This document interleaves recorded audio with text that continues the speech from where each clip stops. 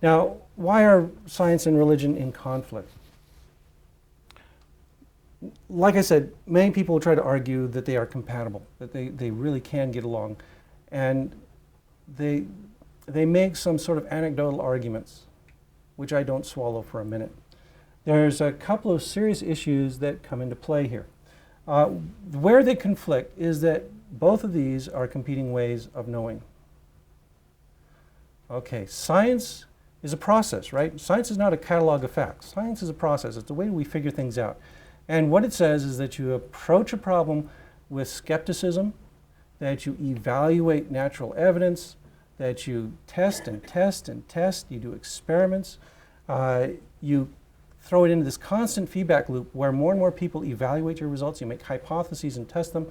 It's a very critical process. It's not entirely easy, but it's still fairly natural for most people. I like to tell everyone that, everyone is doing science. When you go out to get a car, some of you I know may be rich enough to just go on a whim and just say, okay, well, I had a nice dream, or God told me that I needed to buy a Hummer. Okay. But most of us, when we go out and buy a car, we do it rationally. You do things like comparison shop. You look at features. You ask about, okay, what's the gas mileage? You do things like, and this is also a very rational thing to do. So yes, does it look cool? That's fine. So we actually think about what we're doing. The religious way of knowing is different, and that is inspiration, revelation, authority, and tradition. That sometimes this works out well. Many traditions are built on a practical foundation. The generations of people did it this way, and it worked. They didn't die, so we'll stick with it. But religion can also, and tradition can also propagate some very bizarre ideas that don't do much of anything for anybody.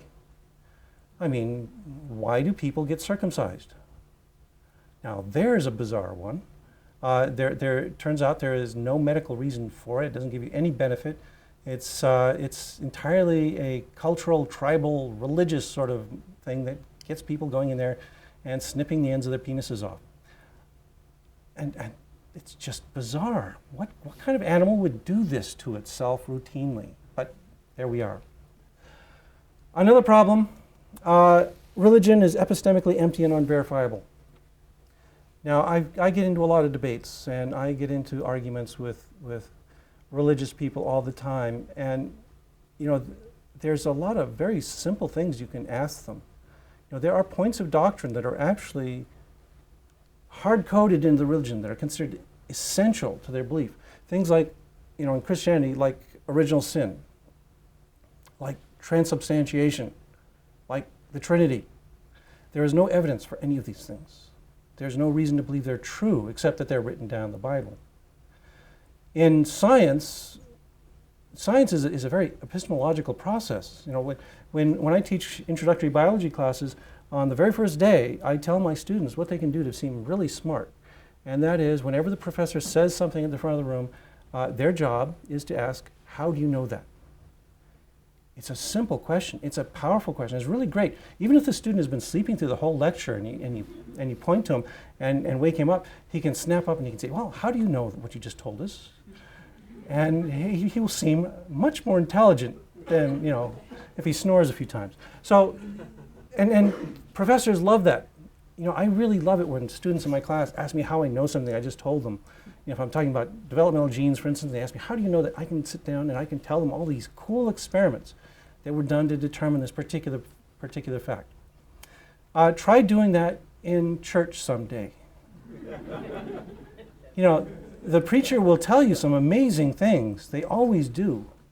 And try raising your hand. Well, first of all, they never seem to answer your questions when you raise your hand in the middle of the sermon. And they won't be able to tell you how they know that. It's a revelation. They know it because the Bible says so. And that's not valid. That's not a good way to know things. Okay, and finally, there's one big reason that I think they're in conflict, and it's pretty straightforward. Religion is ridiculous.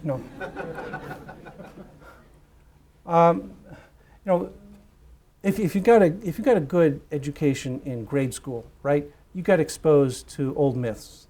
You got to read about Jupiter and Hera In Minnesota, we get to learn all about Thor and Odin and all these guys.